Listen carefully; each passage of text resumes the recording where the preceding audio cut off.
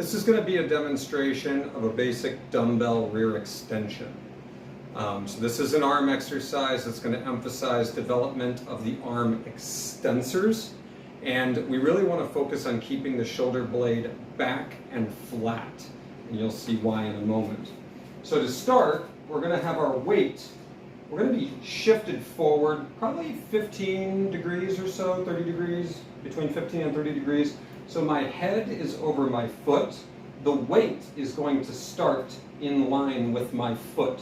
So the reason I'm shifted forward like this is so gravity can pull down into this position.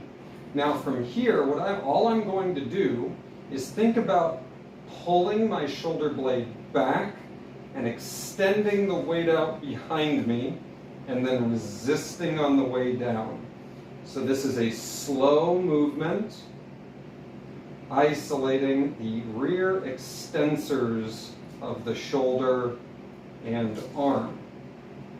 Now as I do this, I need to focus on keeping my core tight, and I'm also squeezing my opposite hand to give me some stability in the shoulder, because this is challenging. So this is in line in space. I'm shifted way forward, like 90%. Slight bend in the knee. I'm going to extend back, slowly lower.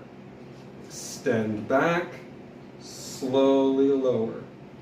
Extend back, slowly lower.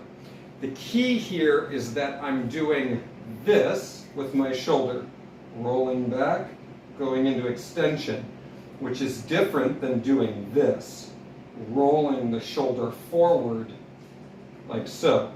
So shoulder blade goes back, then into rear extension, controlling on the way down, versus no retraction of the shoulder blade, and I get a forward roll in the shoulder. That's a no-no.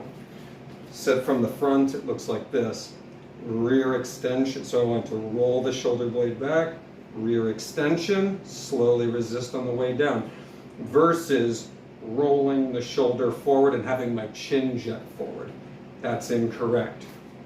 So make sure that you're picking a weight that's appropriate for what you can control in both directions. It shouldn't be let go and just swinging. And you don't want to be using momentum to try to throw it up there, because that's when this is going to happen. You're going to peel it back, slowly extend, release.